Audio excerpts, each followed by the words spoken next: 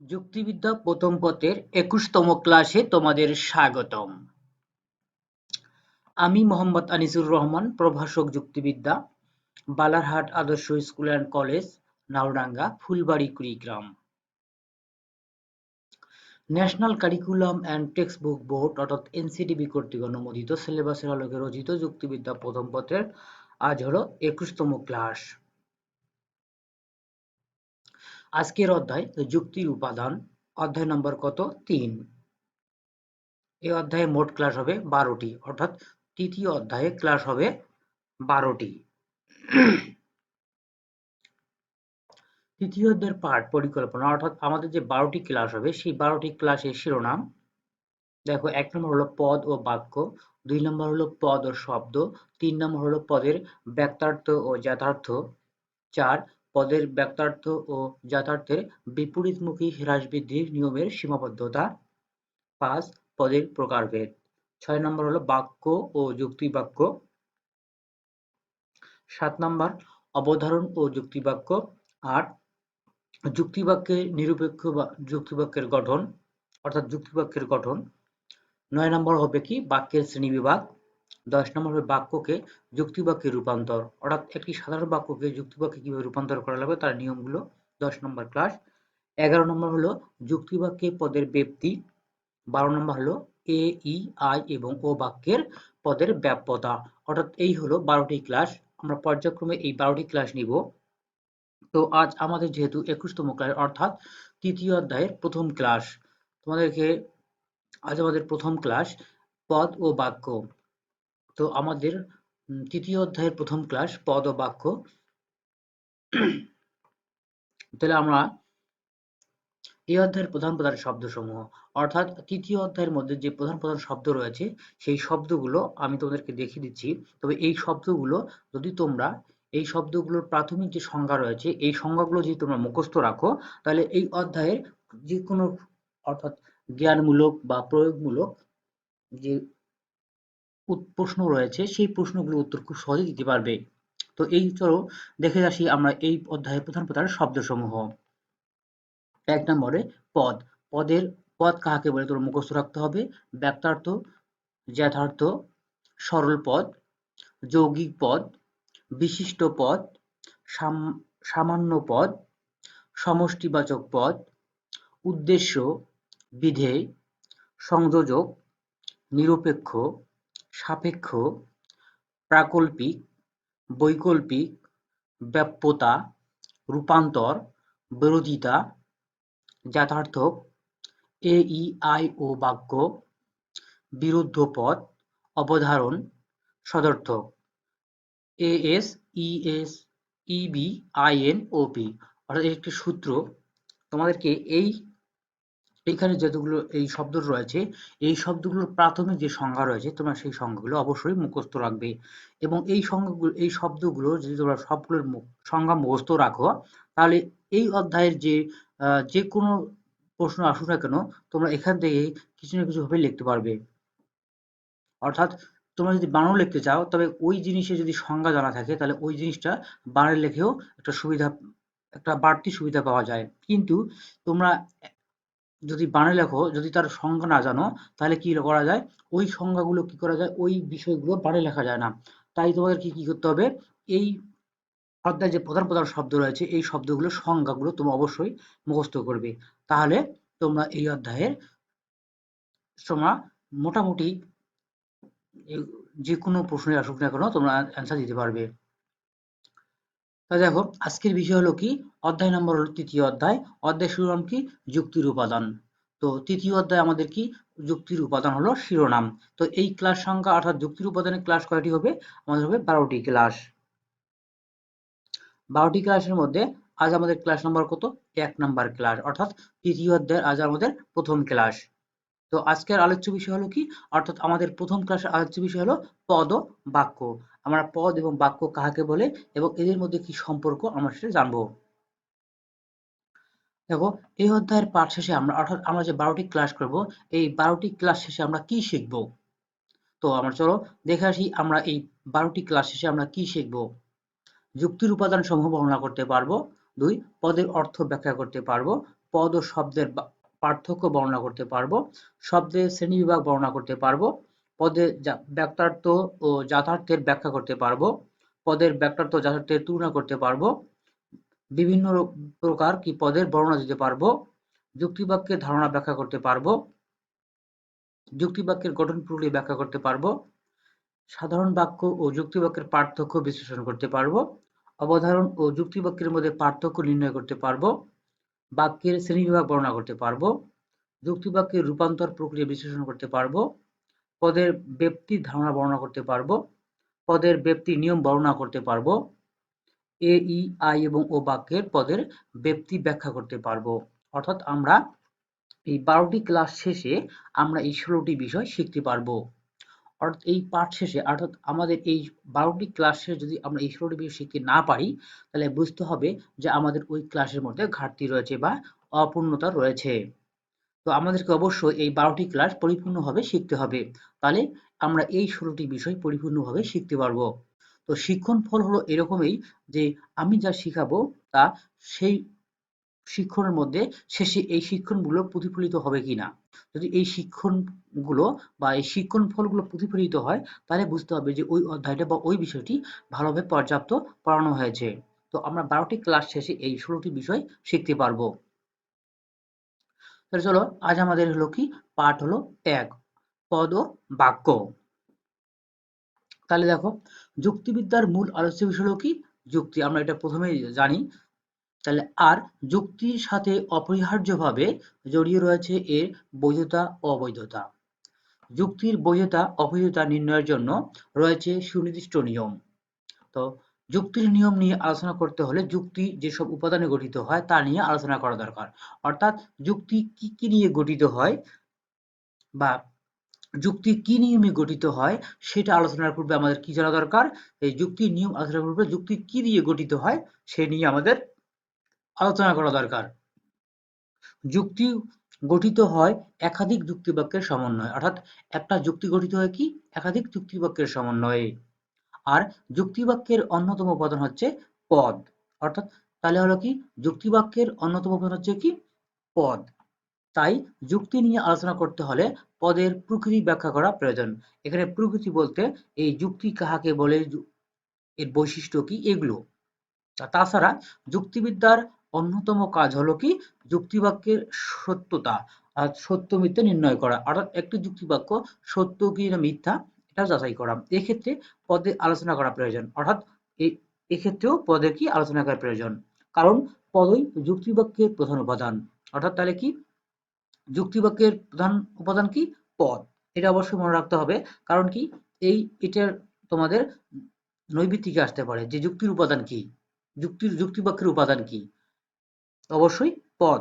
তবে পদ ছাড়াও যুক্তি গঠন করার জন্য অন্য বিভিন্ন বিষয়ের প্রয়োজন রয়েছে, তাই প্রাসঙ্গিক বিষয় হিসেবে অন্যান্য বিষয় আলোচনা করা হবে। তবে আমাদের এখন আলোচনা করা দরকার কি পদ ও বাক্য। তা আমাদের যেহেতু পদ যুক্তির প্রধান উপাদান, তাই আমরা এখন পদ নিয়ে আলোচনা করব। পদ অর্থাৎ ইংলিশে বলে টার্ম, তাহলে ইংরেজি টার্ম শব্দের বাংলা প্রতিশব্দ পদ। এটা তো মনে রাখতে হবে যে ইংরেজি প্রতিশব্দের টার্ম। এটা তোমাদের পরীক্ষা আসতে পারে যে পদের ইংরেজি শব্দ কি বা ইংরেজি প্রতিশব্দ কি, টার্ম, TERM। ইংরেজি টার্ম শব্দটি এসেছে ল্যাটিন শব্দ টার্মিনাস থেকে। টার্মিনাস শব্দের অর্থ হচ্ছে প্রান্ত বা সীমা। এখানে প্রান্ত বা সীমা, এই প্রান্ত বা সীমা তোমাদেরকে মনে রাখতে হবে যে যেহেতু আমি এখানে ইয়েলো কালার দিয়ে রাখছি অবশ্যই তোমাদেরকে মনে রাখতে হবে। তাহলে তোমাদের কি মনে রাখতে হবে যে ইংরেজি প্রতিশব্দ হলো টার্ম, আর এই টার্ম শব্দটি এসেছে কি ল্যাটিন শব্দ টার্মিনাস থেকে। এই টার্মিনাস শব্দের অর্থ হলো প্রান্ত বা সীমা। তাহলে যুক্তিবাক্যে দুই প্রান্তে অবস্থান করা উদ্দেশ্য ও বিধেয়কে বোঝানোর জন্য ল্যাটিন ভাষায় টার্মিনাস প্রান্ত বা সীমা শব্দটি ব্যবহৃত হতো। তাহলে কোথায় ব্যবহৃত হতো? ল্যাটিন ভাষায়।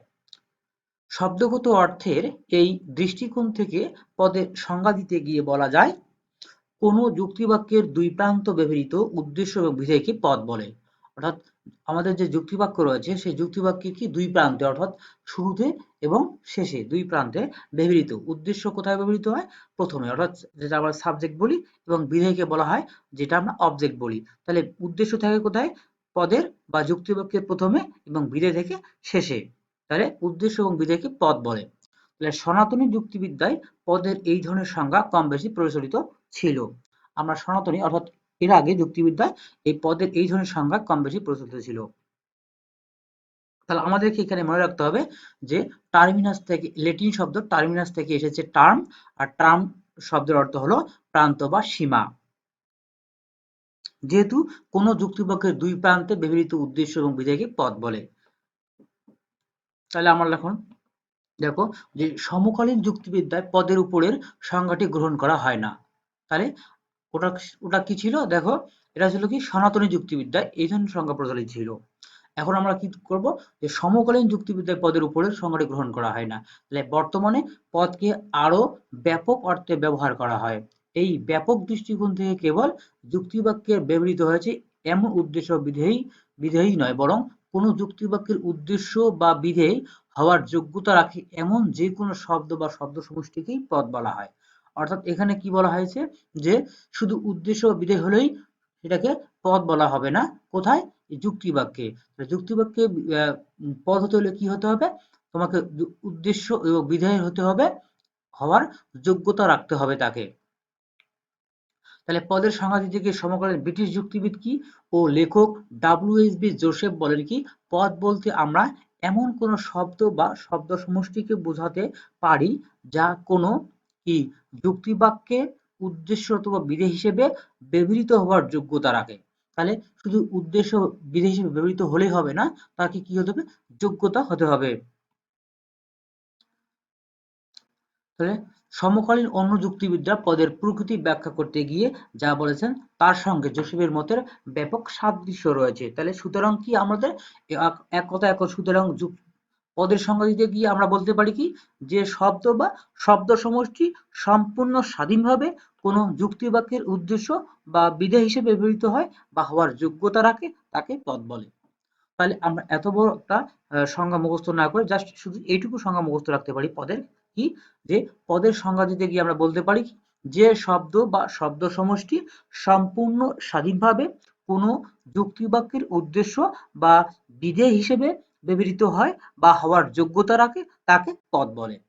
এইটুকু আমরা যদি মুখস্থ রাখি তাহলে আমরা যদি কখনো পরীক্ষা আসে যে পদ কাকে বলে তাহলে আমরা এইটুকু দিলেই 1 নাম্বার পাবো। আর বেশি কিছু লেখা লাগবে না, এগুলো জাস্ট জানার জন্যই বলা। তাহলে আমাদের পদের সংজ্ঞা কি? যে শব্দ বা শব্দ সমষ্টি সম্পূর্ণ স্বাধীনভাবে কোনো যুক্তিবাক্যের উদ্দেশ্য বা বিধেয় হিসেবে ব্যবহৃত হয় বা হওয়ার যোগ্যতা রাখে তাকে পদ বলে। উদাহরণস্বরূপ আমরা বলতে পারি কি যে উদাহরণ দেখো, সকল শিশু হয় পবিত্র। তাহলে এই যুক্তিবাক্যে শিশু শব্দটি উদ্দেশ্য পদ হিসাবে এবং পবিত্র শব্দটি বিধেয় পদ হিসেবে ব্যবহৃত হয়েছে। যদি শব্দ দুটি এরকম যুক্তিবাক্যে ব্যবহৃত না হয় তাও এগুলো পদ, কেননা এ দুটি শব্দ কি যে কোনো যুক্তিবাক্যের উদ্দেশ্য অথবা বিধেয় হওয়ার যোগ্যতা রাখে। তাহলে এই দুটি শব্দ অবশ্যই শিশু এবং পবিত্র এই দুটি যে কোনো যুক্তিবাক্য বা যুক্তিবাক্যের উদ্দেশ্য বা বিধেয় হওয়ার যোগ্যতা রাখে। অর্থাৎ শুধু যুক্তিবাক্যে ব্যবহৃত হওয়ার গুণের উপর নয়, বরং ব্যবহৃত হওয়ার যোগ্যতা থাকার উপরও কোনো শব্দ বা পদ হওয়ার নির্ভর করে। তাহলে তাহলে বরং ব্যবহৃত হওয়ার যোগ্যতা থাকার উপরও কোনো, তাহলে ব্যবহৃত হওয়ার যোগ্যতাও থাকা লাগবে, শুধু গুণের উপরও নয়। তাহলে কি হতে হবে? ব্যবহৃত হওয়ার যোগ্যতা থাকতে হবে। তাহলে দেখো এখন তোমরা এই সকল শিশু হয় পবিত্র, অর্থাৎ তোমরা একটা পদ কাকে বলে এটা মুখস্থ রাখবে, অর্থাৎ এই হলুদ এইটুকু মুখস্থ রাখবে এবং এই সঙ্গে এই উদাহরণটি মুখস্থ রাখবে। তাহলে খুব সহজেই তোমরা এটা স্মরণ রাখতে পারবে। তারপর দেখো বাক্য। তাহলে প্রপোজিশন, তাহলে প্রপোজিশন মানে হলো বাক্য। তাহলে আমরা বাক্য নিয়ে এখন যেহেতু আমাদের আলোচ্য বিষয় ছিল পদ ও বাক্য, তাই আমরা পদ সম্পর্কে জানতে পারলাম এবং আমরা বাক্য সম্পর্কে এখন জানবো। তো বাক্য কাকে বলে? বাক্য বলতে আমরা ইংরেজিতে সেন্টেন্সকে বুঝি। এদিক থেকে মনের ভাব প্রকাশযোগ্য শব্দ সমষ্টি বাক্য। তাহলে কি এদিক থেকে কি মনের ভাব প্রকাশযোগ্য শব্দ বা শব্দ সমষ্টি বাক্য। তাহলে সাধারণভাবে বাক্য বিভিন্ন রকমের হতে পারে, যেমন কি বিবৃতিমূলক, প্রশ্নবোধক, আদেশ নিষেধমূলক, আনন্দ বেদনামূলক অথবা বিস্ময়মূলক। ১, ২, ৩, ৪ এবং ৫ প্রকার। আমরা জানি বাক্য ৫ প্রকার, ইংরেজিতেই জানি আমরা। তো এগুলো বাংলা হলো এই ৫ প্রকার। তাহলে কিন্তু যুক্তিবিদ্যায় আমরা একটি বিশেষ ধরনের বাক্য নিয়ে কাজ করি। তাহলে আমরা এখন বুঝলাম একটি বিশেষ ধরনের বলতে কি, যে আমরা এই ৫ প্রকার বাক্য নিয়ে আমরা এই যুক্তিবিদ্যায় আলোচনা করব না। আমরা জানি কি, যে যুক্তিবিদ্যা যুক্তি সংক্রান্ত বিদ্যা। যুক্তি গঠিত হয় কিছু বিশেষ প্রকৃতির বাক্য দিয়ে, যাকে আমরা যুক্তিবাক্য বলি। তাহলে এই বাক্যগুলো ভাষায় ব্যবহৃত সাধারণ বাক্যের মতো যে কোনো প্রকৃতির ভাব প্রকাশক বাক্য নয়। এগুলো কেবল বিবৃতিমূলক বাক্য। অর্থাৎ এগুলো কি বিবৃতিমূলক বাক্য। আমরা এখন বুঝতে পারলাম কি, যে এইখানে যে ৫ প্রকার কি রয়েছে বাক্য রয়েছে, যে বিবৃতিমূলক, প্রশ্নবোধক, আদেশ বা নিষেধমূলক, আনন্দ বেদনামূলক অথবা বিস্ময়মূলক। এই ৫ প্রকার বাক্যের মধ্যে আমরা কেবল কি নিয়ে আলোচনা করব? যুক্তি এই বিবৃতিমূলক বাক্য নিয়ে আলোচনা করব। এগুলো কেবল বিবৃতিমূলক বাক্য হয়ে থাকে, যেগুলো যুক্তিবাক্যে ব্যবহৃত হয়। তাহলে এই বাক্য সত্য বা মিথ্যা হওয়ার যোগ্য। একটি যুক্তিবাক্য হয় বা নয় দিয়ে দুটি শব্দকে যুক্ত করে। তাহলে আমরা বুঝতে পারলাম কি, যে একটি যুক্তিবাক্য কি হয় বা নয় দিয়ে দুটি শব্দকে যুক্ত করে। এই দুটি শব্দকে উদ্দেশ্য বা বিধেয় বলে। তাহলে এখন কি, যে উদ্দেশ্য এবং বিধেয়কে হয় বা নয় দ্বারা কি করতে হবে? যুক্ত করতে হবে। যদি আমরা এই উদ্দেশ্য এবং বিধেয়কে এই হয় বা নয় দ্বারা যুক্ত না করি, তাহলে কি হবে? ওই বাক্যটি যুক্তিবাক্য হবে না। এবং এই যুক্তিবাক্যে যে বাক্য ব্যবহৃত হবে সেগুলো কি হবে? বিবৃতিমূলক। অর্থাৎ শুধুই বিবৃতিমূলক বাক্য এই যুক্তিবাক্যে ব্যবহৃত হবে। আর কোনো এই প্রশ্নবোধক, আদেশ নিষেধমূলক, আনন্দ বেদনামূলক অথবা বিস্ময়মূলক বাক্য ব্যবহৃত হবে না, বা এগুলো নিয়ে আমরা আলোচনা করব না এই যুক্তিবিদ্যায় বা এই অধ্যায়ে। তাহলে এগুলো কেবল কি বিবৃতিমূলক হবে। তাহলে এই দুটি শব্দকে উদ্দেশ্য বিধেয় বলে। তাহলে কি একটি যুক্তিবাক্য হয় বা নয় দিয়ে দুটি শব্দকে যুক্ত করে। এই দুটি শব্দকে কি বলা হয়? উদ্দেশ্য এবং বিধেয় বলে। যেমন কি আমরা এখন যেমন দেখি, পৃথিবী হয় গোলাকার, মানুষ নয় অমর। দেখো এখানে পৃথিবী এবং গোলাকার এই দুটি শব্দকে উদ্দেশ্য আর বিধেয় কি হয় দ্বারা কি করা হয়েছে?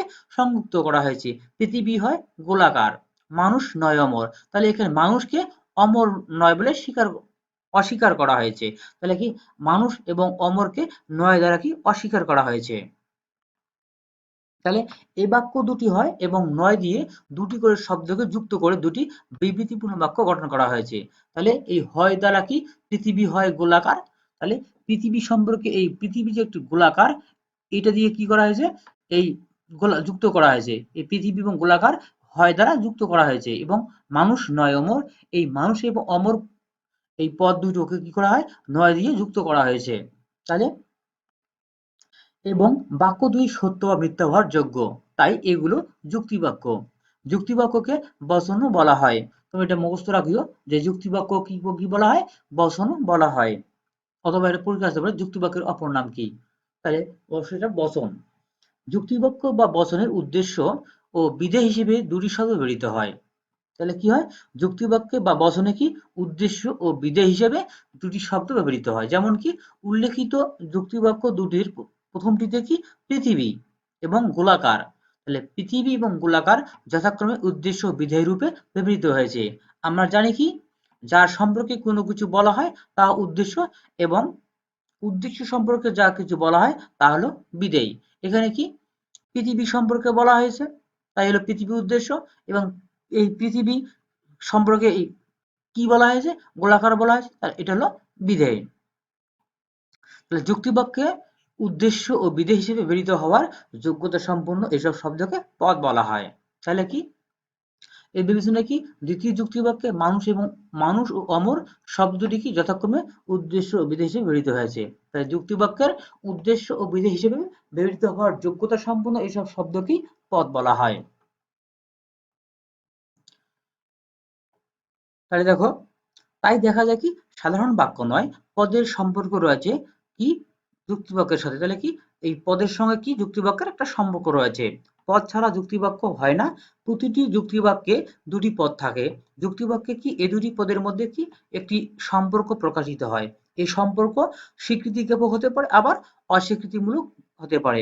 আবার এটি কি লিখিত বা মৌখিক উভয় ধরনের বিবৃতি হতে পারে। তাই যুক্তিবিদ্যার ভাষায় বলা যায় দুটি পদের মধ্যে স্বীকৃতি বা অস্বীকৃতি জ্ঞাপক সম্পর্কের লিখিত বা মৌখিক বিবৃতিকে যুক্তিবাক্য বলে। তাহলে তোমরা অবশ্যই এইটুকু মুখস্থ রাখবে, তাহলে হবে যে দুটি পদের মধ্যে স্বীকৃতি বা অস্বীকৃতি জ্ঞাপক সম্পর্কের লিখিত বা মৌখিক বিবৃতিকে যুক্তিবাক্য বলে। তাহলে যুক্তিবাক্যের সম্পর্কে সংজ্ঞাকে এটুকু এই শেষের লাইনটুকু মুখস্থ রাখলেই যুক্তিবাক্যের সম্পর্ক অর্থাৎ সংজ্ঞা হয়ে যাবে।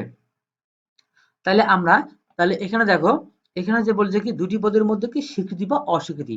দেখো পৃথিবী হয় গোলাকার, এখানে কি পৃথিবী যে গোলাকার সে সম্পর্কে কি স্বীকার করে নেওয়া হয়েছে। আর এখানে অস্বীকৃতি জ্ঞাপক বলতে কি বুঝেছে, মানুষ নয় অমর, মানুষ যে অমর নয় তাকে এখানে কি করা হয়েছে, অস্বীকার করা হয়েছে বা অস্বীকৃতি জ্ঞাপন করা হয়েছে। তাহলে এখানে কি সংজ্ঞার উদাহরণের সহিত কি হয়েছে, সংজ্ঞার একটা মিল রয়েছে। তাহলে ব্যাকরণের সব বাক্যকে যুক্তিবাক্য বলা যায় না কেন? তাহলে ব্যাকরণের যে সব যুক্তিবাক্য রয়েছে, সব বাক্য রয়েছে, সেই বাক্যকে যুক্তিবাক্য বলা যায় না কেন? তার একটা কারণ দেখো, যে যুক্তিবাক্যে উদ্দেশ্য, সংযোজন ও বিধেয় থাকে, যা সকল বাক্যে থাকে না। এ কারণে কি ব্যাকরণের সব বাক্যকে যুক্তিবাক্য বলা যায় না। যদি এরকম প্রশ্ন আসে, এবং আসে প্রায় এই প্রশ্নগুলো, কি আসে যে ব্যাকরণের সব বাক্য বা বা এই কথাটা না আসলে পারে যে সব বাক্যকে যুক্তিবাক্য বলা যায় না কেন। তাহলে এই প্রশ্নের উদাহরণ এইটুকু উত্তর দিলেই তোমরা 1 নাম্বার পাবে। যেমন যুক্তিবাক্যে কি থাকে, উদ্দেশ্য থাকবে, সংযোজক থাকবে ও বিধেয় থাকে, যা সকল বাক্যে থাকে না। এই কারণেই কি ব্যাকরণের সব বাক্যকে যুক্তিবাক্য বলা যায় না। যুক্তিবাক্য হচ্ছে কি এমন একটি বাক্য যা উদ্দেশ্য এবং বিধেয়ের মাঝখানে একটি সংযোগের সমন্বয়ে কোনো বিবৃতি বা তত্ত্ব প্রদান করে। তাহলে কি করা লাগে, যে উদ্দেশ্য ও বিধেয়ের মাঝে কি থাকতে হবে, একটা এই যে সংযোগের সমন্বয় থাকতে হবে। এই সংযোগের সমন্বয়ে কি হবে, এই বিবৃতি বা একটা তত্ত্ব প্রদান করে কি সম্পর্কে, উদ্দেশ্য এবং বিধেয় সম্পর্কে। তাহলে এই বিবৃতি সত্য হতে পারে, আবার কি মিথ্যা হতে পারে। কাজেই ব্যাকরণের অনেক বাক্যকেই যুক্তিবাক্য বলে গ্রহণ করা যায় না। কেন গ্রহণ করা যায় না? কারণ কি থাকে না, যুক্তিবাক্যে উদ্দেশ্য ও সংযোজন ও বিধেয় থাকে, 3টি বিষয় থাকে, কিন্তু সকল বাক্যে কি থাকে না, এই 3টি বিষয় থাকে না। হয়তো উদ্দেশ্য আছে, বিধেয় আছে, সংযোজক নাই, অথবা সংযোজক আছে, উদ্দেশ্য বা বিধেয় নেই, বা যে কোনো একটা নেই, বা এই যে যুক্তিবাক্য শাস্ত্রে যে নিয়ম রয়েছে সেই নিয়মগুলোর মধ্যে কোনো একটা ঘাটতি রয়েছে। ঘাটতিটি হলো এই সংযোজন। তাহলে এই সংযোজক না থাকার কারণে কি করা হয়, সব বাক্যকে, যে বাক্যের মধ্যে এই সংযোজক থাকে না সেই বাক্যকে যুক্তিবাক্য বলা যায় না। অর্থাৎ এটুকু মুখস্থ রাখলেই তোমরা এটা বুঝতে পারবে। এক কথায় যে সব বাক্যকে যুক্তিবাক্য বলা যায় না কেন, যে সকল বাক্যে কি থাকে না, সংযোজক থাকে না, সেই সকল বাক্যকে যুক্তিবাক্য বলা যায় না। কিন্তু যুক্তিবাক্য হতে হলে কি হয়, উদ্দেশ্য, সংযোজন ও বিধেয় থাকতে হয়। তাহলে তোমাদের অর্থাৎ এই ক্লাস শেষে তোমাদের বাড়ির কাজ হবে কি, দেখো যে শ্রেণীকক্ষে পাঠের আলোকে পদ ও বাক্যের পৃথক তালিকা তৈরি করো। তা তোমাদেরকে বাড়িতে কাজ করতে হবে কি, যে পদ কোনগুলো আর বাক্য কোনগুলো, একটা পৃথক তালিকা তৈরি করতে হবে। ক্লাস সমাপ্ত। তো এই ক্লাসে আসা অর্থাৎ তৃতীয় অধ্যায়ের প্রথম ক্লাস এই পর্যন্ত সমাপ্ত। তোমাদের দেখা হবে পরবর্তী দ্বিতীয় ক্লাসে। এভাবে পর্যায়ক্রমে তোমাদের 12টি ক্লাসেই পর্যায়ক্রমে তোমরা যদি আমাদের সাথে থাকো, তাই তোমরা পর্যায়ক্রমে সবগুলো ক্লাসেই তোমরা পাবে। আল্লাহ হাফেজ। দেখা হবে বা কথা হবে, ক্লাস হবে।